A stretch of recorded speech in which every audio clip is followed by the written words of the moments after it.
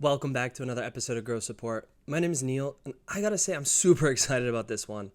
I had a chance to sit down with Susana de Sousa, a customer experience pro that partners with early stage tech startups to design scalable CX strategies.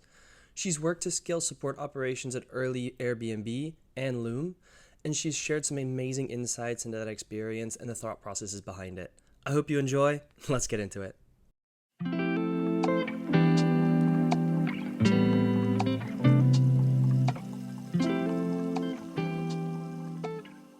Hey Neil, hi. How's it going? It's good. How are you? I'm good. So lovely to finally meet you. You as well. I feel like we've had like a couple of conversations here, there, and on the I side know, in right? passing. I know you've been in kind of like my network, like LinkedIn feed for a long time. I've been looking forward to talking and meeting you. Yeah, you as well. I saw like when I saw your headline, when I first saw your like LinkedIn profile and everything, I was like, oh, also just focusing on scaling support. This is sweet. Very different experience, and I'm excited to learn about that experience and also just see what it's been like for you. Yeah, I'm super excited to talk to you. And also thank you so much for, inviting me and dedicating this time to this conversation. I think it's so fun what you're doing with other people and like sharing it with the world. It's so helpful, seriously. Like I was perusing some of your previous conversations and Mm. it's just crazy. Like you're just delivering value. It's amazing. Well, I Congratulations, is was what I'm like, trying to say. thank you. I was like, well, part of it, like the whole reason behind it was I was always trying to just learn and learn and learn and get from the community. And I was like, well, I'm having these conversations anyways, more for myself and my flow of learning. I might as well just like share them. It's probably helpful for other people as well to be able to get that same information and maybe get a bit of a head start on their journey as well. So it's the idea behind it. Yeah, I love it. I mean, like looking back, 10, 12 years ago, if I had had access to this type of information, I feel like I would have, you know, making mistakes is totally fine and encouraged and we all learn, but I feel like I would have gotten to the solution potentially like a little bit faster. Mm. And sometimes like you're working on something and it doesn't work out, and then like you kind of like need that external voice of like, have you tried this? And like, have you tried that? And like, we do this. And I feel like it doesn't mean that you're going to be doing the exact same thing, but it can get the creative like juices flowing, and like you're like, oh, I could take like this part and like adapt it to what I'm building, and then like that makes it move Oh move yeah, yeah, along, yeah, which is fun. definitely. It's That's why like I'm like always talking to people. Well, sorry, go ahead. no, I was gonna say it's a very creative process, and every single organization is different. The things that you're doing are different. Every situation is different, so you can never really like fully plug and play anything. So I think Hmm. really that kind of creative, make it your own style and approach is always interesting. Like so important. And I feel like that's probably one of the biggest things that I see right now is like that one size fits all mentality. It's trying to find like the quick fixes. Like you talk to a company or you're trying to find a solution. You're like, okay, so it looks like your technology like I can just apply it, it'll be fixed. No, like you have the technology, great, but like how do you adjust it and adapt it to like your customers, their behavior, the roadmap, like everything else, or the customer journey is what I meant to say, like everything that comes with it. So I love your approach, and I love how thoughtful and intentional you are about that personalization and that like aspect of adjustment, and like how you're taking like something and you're applying it somewhere else, that then fits within what you're trying to achieve, versus just kind of like, oh yeah, I need a ticketing system, Zendesk, I need this, whatever. And it's kind of like, is it the best solution? Like, sure, so Zendesk can be the best solution for many companies, and I've used Zendesk for many years, but I've also used Intercom, and I've also used other companies. So it just really really depends what you're trying to achieve. So I definitely agree with you. I think it's such an important topic. Mm. And also depends on what phase you're at as well. I think going into this, we Mm-hmm. were like, oh, what can we talk about? What are we gonna kind of go through? And I was like, well, you've been there, done that in terms of scaling and growing and thinking about this. Maybe some of the approaches in terms of like what, when, and how some of these things that happen. Because what I would have done like 5 years ago is not the So same different. things that I would do today. But if I were to go No. to another company that was at a more early stage, then maybe I would do some of those things the same. It really Yeah. just depends on where you're at. Oh, 100%. And you know what's funny? Like I was talking to a Portuguese founder yesterday. I do some like mentorship sessions, not really mentorship, but I'm part of the startup Lisbon community in Portugal. And they pair like founders to people that have experience in certain topics. And so someone wanted to talk to me about like customer experience, and he was like the head of product. And I thought it was amazing because obviously, you know, like product, you're building the product for your customers. But the way that he was talking about it was like, I want to learn about your experience at Loom in the beginning, because he was like, I feel like it was less about the customer experience, but more about the product. And the fact that you were there so early shows that Loom really cared about the customer experience like early on. I was like, yes. And that was like one of the biggest things for me that I think like completely um not redefined, but like really helped me understand a lot of things about the customer experience was the care and the dedication of the Loom team in the beginning to having everyone stand on the same kind of like product initiatives. We did courses together. Like I was suggesting this yesterday. We were talking about, do you know Reforge from Brian Balfour and Yeah. Andrew Che? So we did that at Loom like, 7 years ago.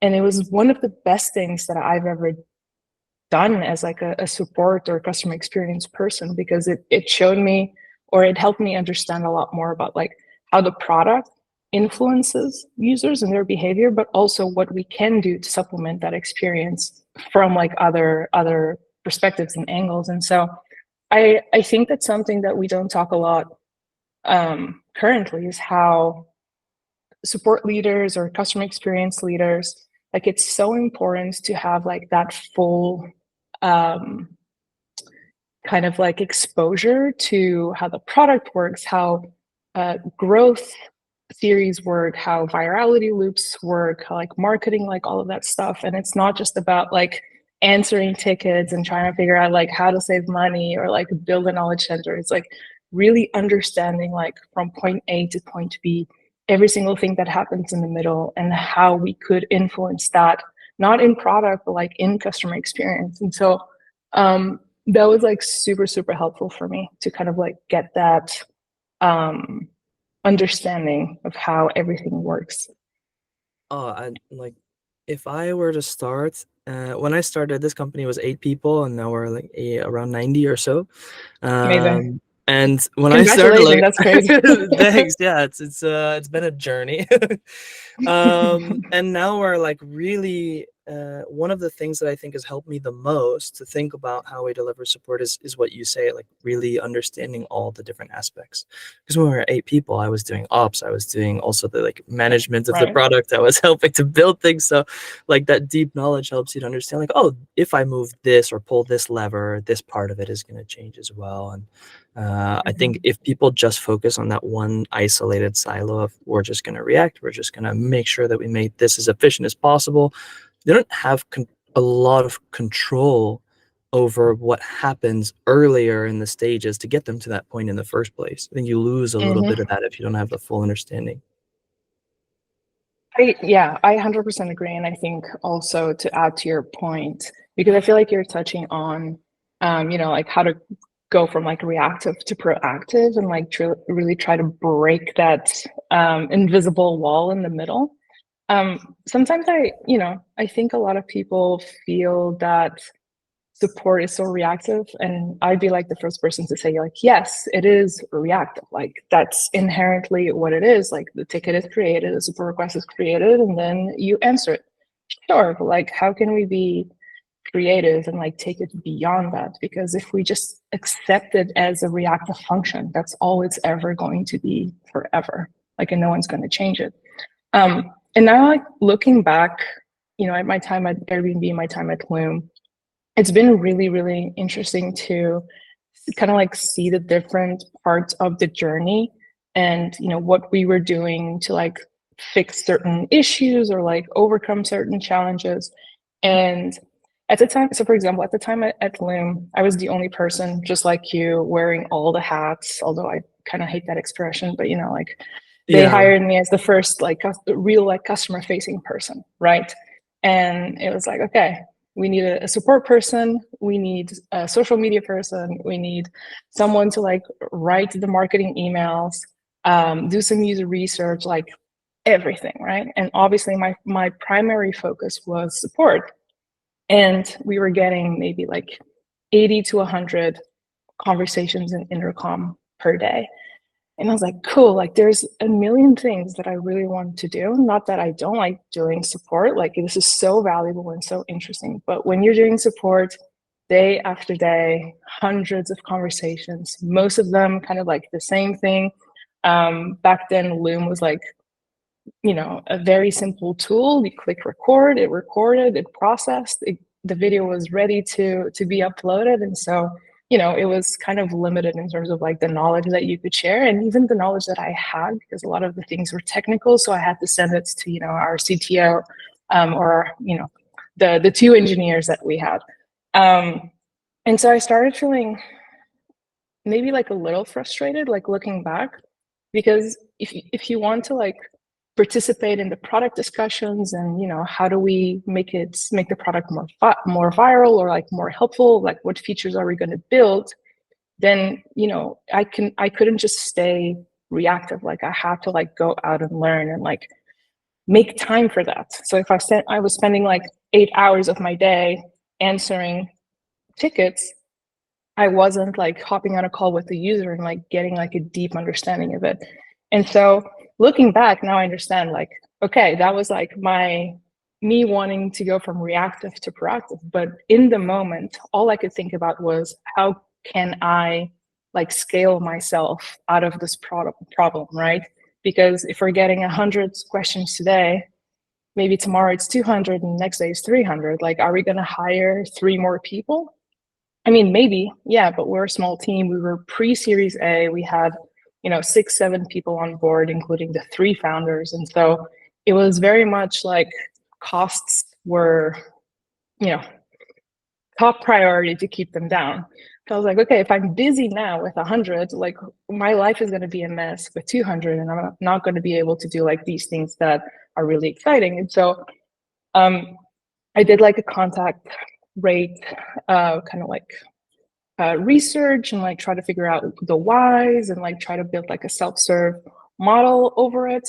And now I'm looking back and I'm like, dude, like that was like reactive to proactive. But at the time, like I wasn't thinking like that. And I think a lot of times also leaders are just like presented with challenges and we don't know what to do. We just know that we have a problem to solve.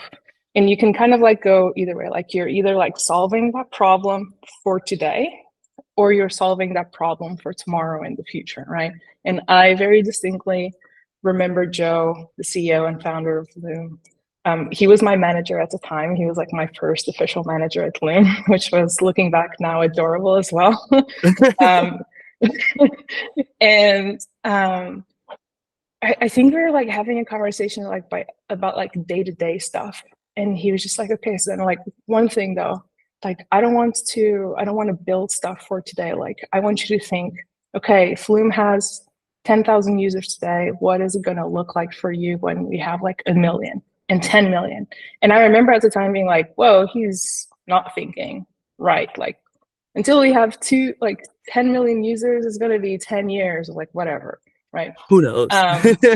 Who knows, right? I'm like, Joe, come on, like let's focus on what the problem is right now. And he was like really challenging that way of thinking, and I appreciate it so much because that was kind of like the turning point of me trying to figure out, okay, how do I fix my problem today versus how do I fix this for like the future. And um, the entire way that we ran the support team, like moving forward, like when we started hiring people, when we started trying to figure out how to scale it out, we ended up with a BPO.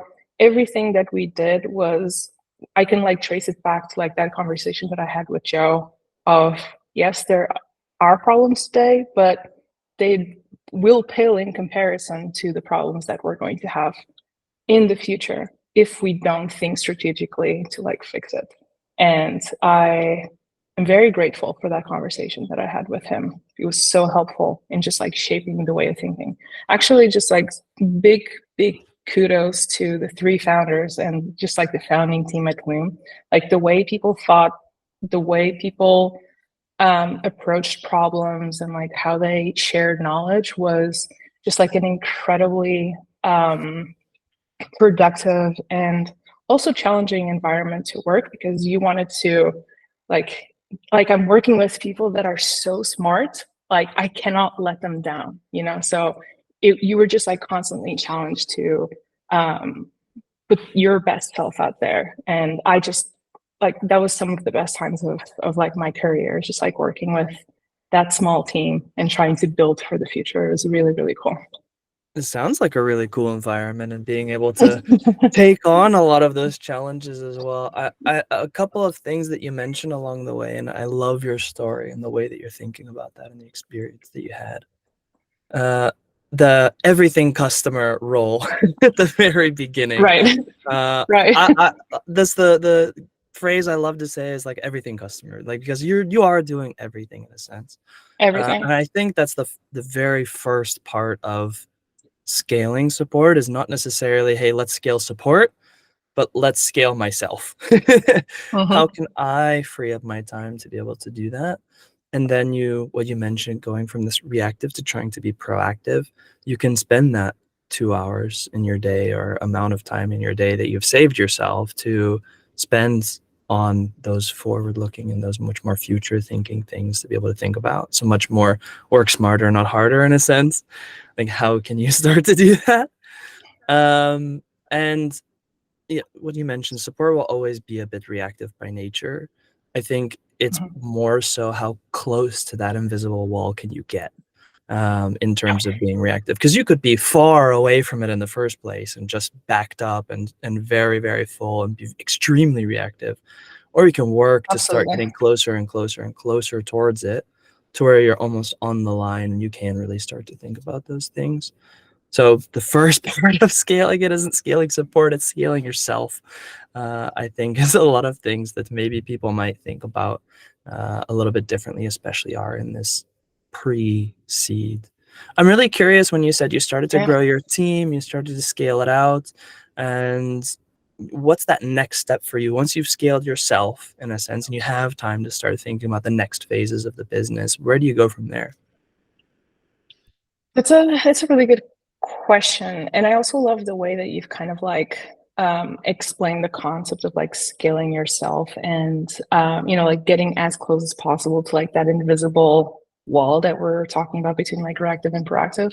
Because like, yes, like it is not always easy to explore the proactive side, because you know, we were getting 100 conversations per day, but what if I was walking into like 1,000 conversations and we were, you know, there was a queue or whatever, a view in intercom with 1,000 backed up tickets. Like there was no way I could have done anything else. So I got lucky. And I've been in other situations where, you know, there's a bug or a stability issue and like the queue fills up. And guess what? Like any proactive initiative just gets put to the side, because the first priority is to obviously assist the current customers, the people that are actually blocked at the moment. And so I think it is very important to acknowledge that it is not always possible. It is great to talk about it, but you're limited by always like external factors and factors that you can't control. And that's kind of like also the frustrating part of, you know, working in a customer support environment. It's like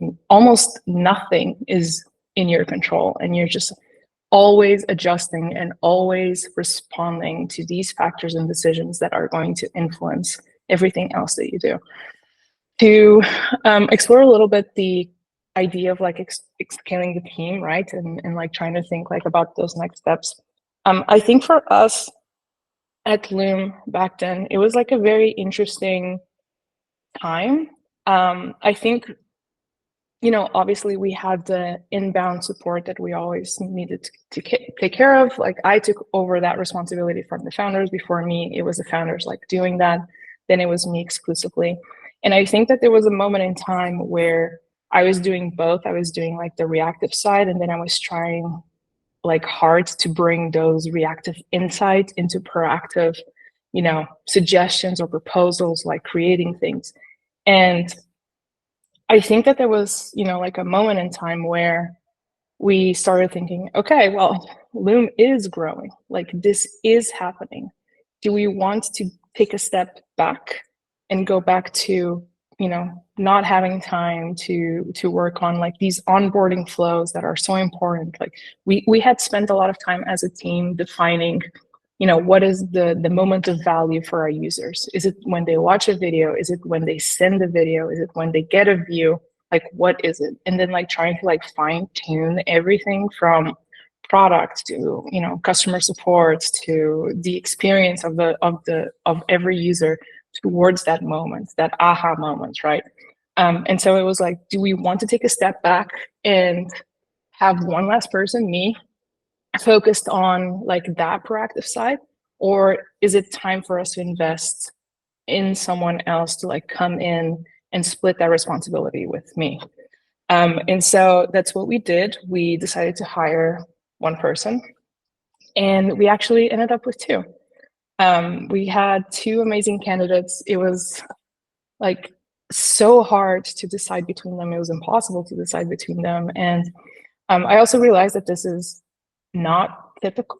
I'm actually working with a client right now, and they had like two amazing candidates and they could only hire one. And I was telling them the story of like, this happened to me at Loom. We ended up hiring both. If you can, if you're like that, this like undecided, and if you feel like they complement each other, like if you can, do hire them, because you are growing. Like you will need to hire a third person soon, or a fourth person, right? And so like if you can make that commitment and that investment a little bit before or a little bit earlier, then try to do it. And we were in the position at Loom where, fortunately, you know, like the founding team, the founders were very forward thinking, and they were like, okay, we will take this risk. We will do this because these two candidates, they're amazing in their own ways. And we can see like how one can contribute more strategically, one can contribute more on the support side. And so they were very complimentary, and that was amazing. And they, you know, they stayed with the company for a long, long time. One of them took over my job when I left. So she's currently, you know, the director of support at Loom. So one of the most amazing hires that we could have ever made. But what that allowed us to do was to really start focusing on different initiatives and kind of like start rotating and taking off some of that. You know, I don't almost want to call it a burden, but it's kind of like sometimes a burden of having to deal with the same questions and same issues over and over again. And then when you do it for a long period of time, as you may know, like you start kind of like feeling a little bit burned out. And I mean, you have Loom that was cue of truly, variety in a sense. absolutely. And that's so important. And Loom was a truly global product. You know, like we had users from all over the world. We had, you know, a grandpa in New Zealand recording videos to his grandchildren that lived in America. We had, you know, people in Amsterdam recording videos. We had people in the US, just everywhere, right? And so I was based in, at the time I was based in Amsterdam actually. And you know, I wasn't online when people in San Francisco were like finishing their day. And so it became really important for us to provide quicker support to make sure that we're there and not have, you know, our users wait a long time. And so that really allowed us to diversify our skill set, diversify our locations, and also just kind of like start focusing on different things. We had people with different backgrounds that had different perspectives, and it just moved things further along in a much quicker sense. And so it was really amazing. But I will say, hiring is probably the toughest thing of out there, really. Like it Yeah. is. It is crazy hard. When you were looking for your first hire, you mentioned you found really, really amazing two candidates. So you wanted to and keep them both. What are you looking Mhm. for in those candidates when you're making your first, I would say, support hire, like dedicated support hire for your team? Yeah, that's a really good question because it's like looking back, it was crazy that we found these two like amazing people because the job description that we put out there was, like kind of generic. No one knew the company. Like they found us.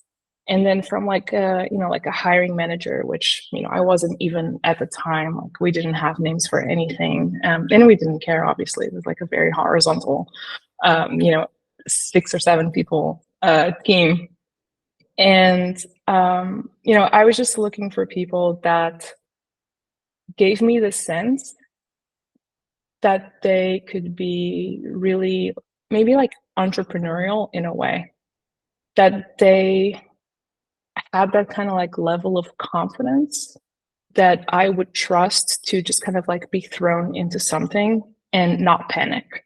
It's okay if they don't know how to like fix it or solve it. That's not what I'm looking for. Like you can always teach everything, but it's more so on kind of like maybe like the soft skill side, people that like you almost have that sense of like trust because they exude that confidence that yeah, like I got this, I got it. I'm gonna and take ownership. I'm gonna go. yeah, it's like I can run with this. Like if I don't know the answer, like I'm happy to say I don't know the answer, but I will go try to find that answer.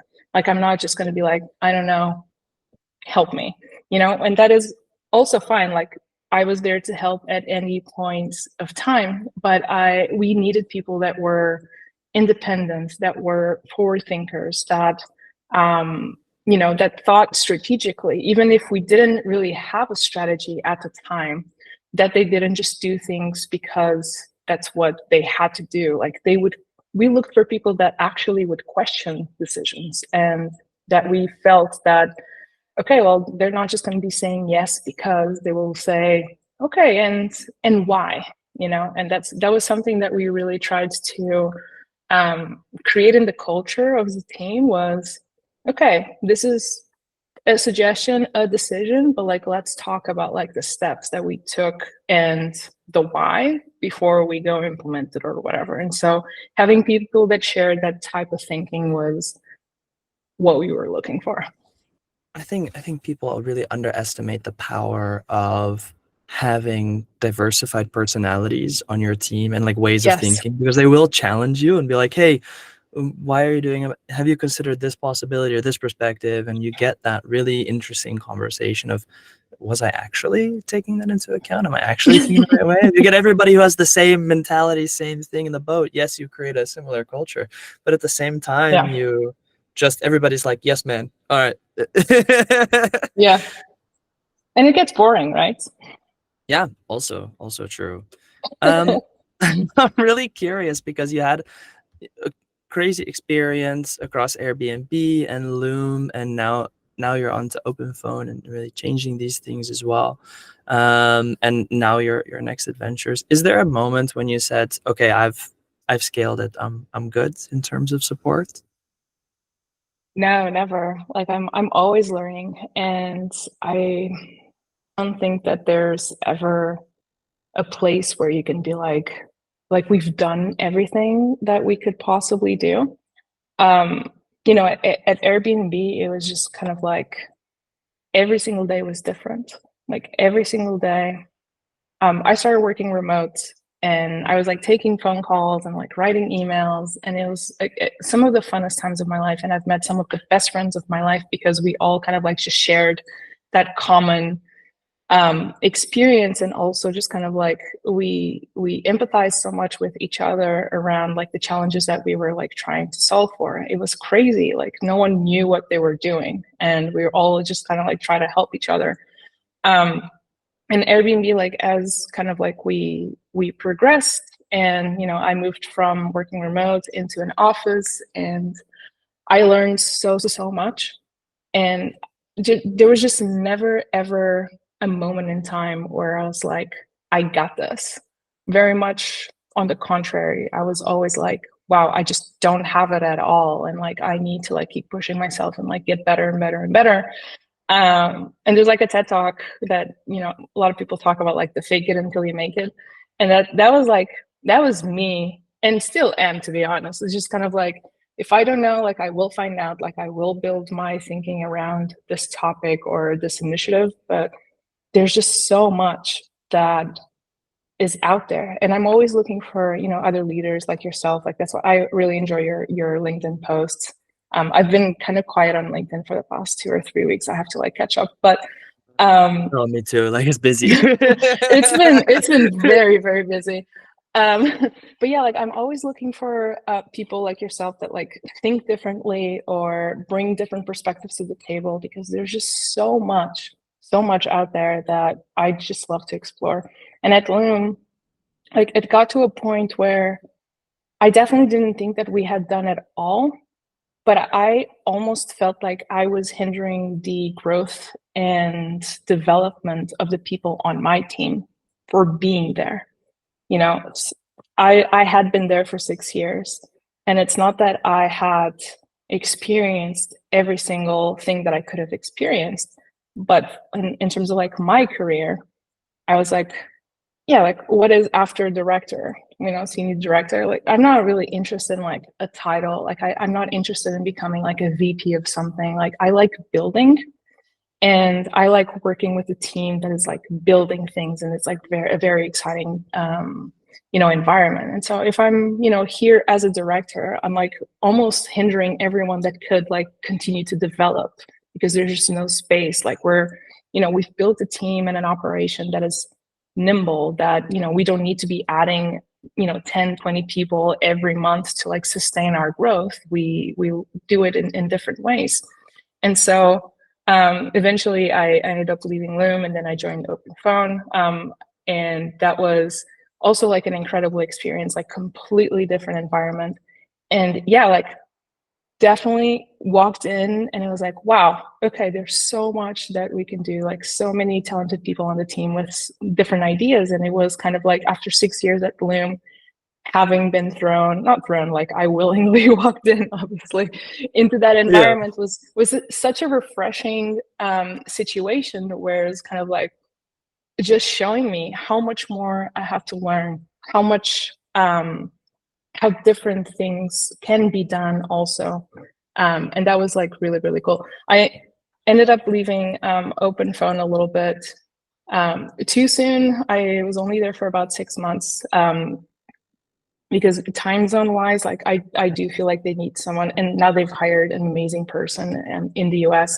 And just like also feel like after, you know, 12 years and working in startups, I was kind of like, you know, I need to take a little bit of time for myself and focus on like my time zone in, you know, Portugal, right? You Yeah. know, working with the US is or can be a little bit exhausting Well, all especially the in a time. startup environment, because you're not Yeah, only, like it especially in a doesn't. startup environment, you're not just giving your regular role in a sense, you're also doing a lot more all the time.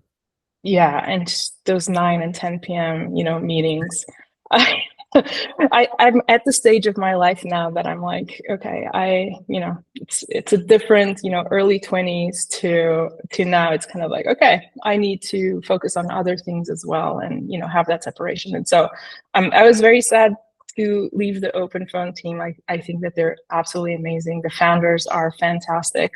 Um, but I'm also really excited for kind of like dedicating that time to myself and to like consulting versus like going into like a full-time position. I was very nervous in the beginning. I wanted to do consulting after Loom for a little bit to have that separation. Um, but ended up obviously joining Open Phone. I knew the founders, like they're amazing, really respect them. And now that I am taking that time to work with early stage companies, you know, see what they're building, helping them shape their customer strategy to what they're building, I'm like, I feel that spark of excitement in like what they're building. And I'm like, that is it. Like, that is what, you know, building should feel like. You're building something exciting, you're learning, you're reiterating, you're sending it out to the world. And I think that's just kind of like, for me, one of my favorite stages of just working in customer experience is like that early stage where you're just like hands on trying to figure things out. And I absolutely love it. It's very exploratory. You're building a lot. You're being able to go. I was gonna ask you what you're focusing on these days, but it sounds like you're moving Yeah. forward in your own thing, and you get back to that building aspect that you really like. And um, I love the phrase like you're giving away your Legos. You get to build it up, and then you can ship Hmm. it off and give it away, and I you get love to that. see those things grow and foster as well, which I think are really, really Absolutely. cool. Um, you've had some really amazing experiences, it sounds like, a Thank lot of you. learning and journeys along the way. A lot of learning for sure. A lot of mistakes. I'm curious because if you had one thing, is there anything that you've learned over the course of your career that stuck with you the whole time that you still live by today? Wow, that's a really good question. A lot of things. How to pick the how to pick one.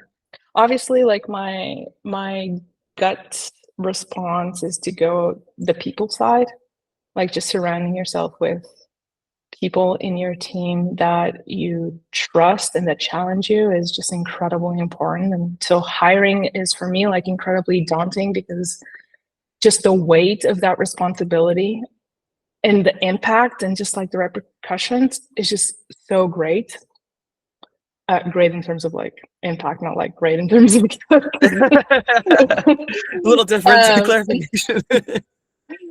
but if I want to be a little bit more like operational and strategic, something that other than and then like having that conversation with Joe about like thinking for the future, something else that really has stuck with me was the notion of multiplier effect actions. And um, essentially, it goes back to the same idea of if you're doing something over and over and over again, if you're having one-to-one impact, then that's all you're going to be doing. You're going to be having one-to-one impact like all the time. And that's the reactive part of support, right? Like, so you are going to be having one-to-one conversations with users all the time. Like, we have to accept that. But then the challenge is how do we turn those one-to-one interactions and potentially take them to one-to-many? And that's really where I like to kind of like operate and like think. And what can I learn from one-to-one and take it from one-to-many?